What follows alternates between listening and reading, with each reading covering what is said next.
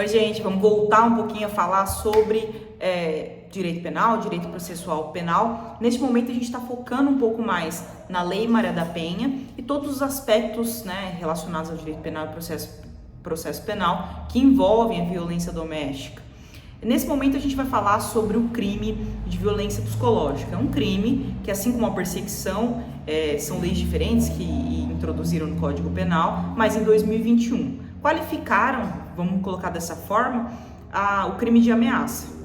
A violência psicológica em si, e o interessante dessa discussão é trazer também esse aspecto não só da prática penal, mas também dos estudos relacionados à violência doméstica, é que de fato a percepção de estudo empírico, de fato, que o crime de violência psicológica é o crime mais usual. Ele começa, a gente pode pensar que é um gatilho de progressão e que progride ao longo do tempo, chegando eventualmente até um feminicídio, uma tentativa de feminicídio, ou também a gente pode pensar que é o crime mais usual, a conduta mais usual no cotidiano de quem sofre, não só das mulheres, mas principalmente aquelas que sofrem violência doméstica ou qualquer tipo de violência nesse espectro, né, relacionado às questões que envolvem as mulheres. E mesmo que exista essa percepção de estudiosos indicando que a violência psicológica é a mais usual, o Código Penal, ou até mesmo a Lei Maria da Penha e o legislador em si, não havia dado essa devida importância aos crimes relacionados à violência psicológica. A gente ficava muito no âmbito dos crimes contra a honra, injúria, calúnia, difamação, como se esses crimes pudessem ali de fato indicar uma resolução em relação a esses conflitos, esses crimes relacionados à violência psicológica. Mas muito pelo contrário, a violência psicológica ela tem um condão diferente, ela visa ali degradar emocionalmente a mulher, ela visa causar dano emocional à mulher, seja com a chantagem, seja com humilhação, seja pelo controle das ações e, obviamente, desemboca num contexto de degradação psicológica e de autodeterminação, né?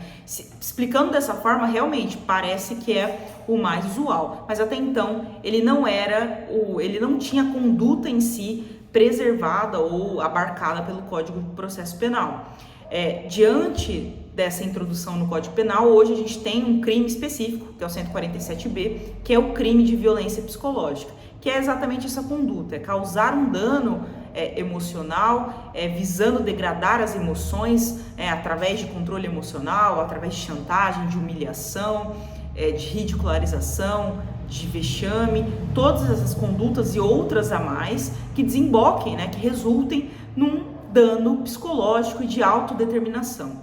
Essa conduta em si hoje, ela é estabelecida no Código Penal e não na Lei Maria da Penha. Atenção, o que está na Lei Maria da Penha é basicamente o significado de violência psicológica, e o interessante é que houve, lá da Lei Maria da Penha, eles colocaram praticamente idêntico o crime de violência psicológica, fizeram só a transposição desse artigo para o artigo que define o crime de violência psicológica.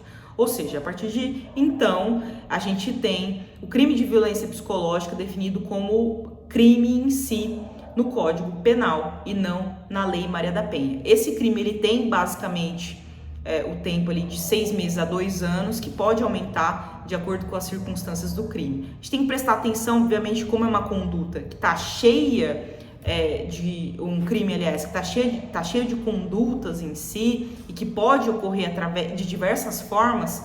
A prova em si, ela acaba dificultando, muito pelo contrário, ela acaba dificultando para a vítima.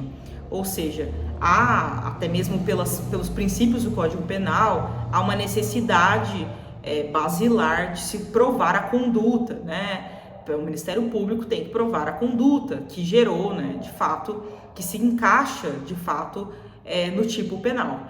Então, tem que prestar bastante atenção nesse aspecto, até pela discussão que está sendo levada. Se a gente parar para ver alguns recursos, a gente vai ver que há uma discussão sobre a constitucionalidade desse crime, diante do fato do que eu acabei de falar, e relacionado às diversas condutas. Isso dificulta a defesa, pode eventualmente gerar um cerceamento de defesa. É o que os recursos vêm indicando, embora há uma resistência, vamos colocar dessa forma, justificada, evidentemente, dos tribunais em reconhecerem inconstitucionalidade nesses artigos. Esses artigos eles vêm sendo reafirmados, ou seja, as condenações vêm sendo mantidas e sendo afastada essa discussão relacionada à constitucionalidade desse artigo.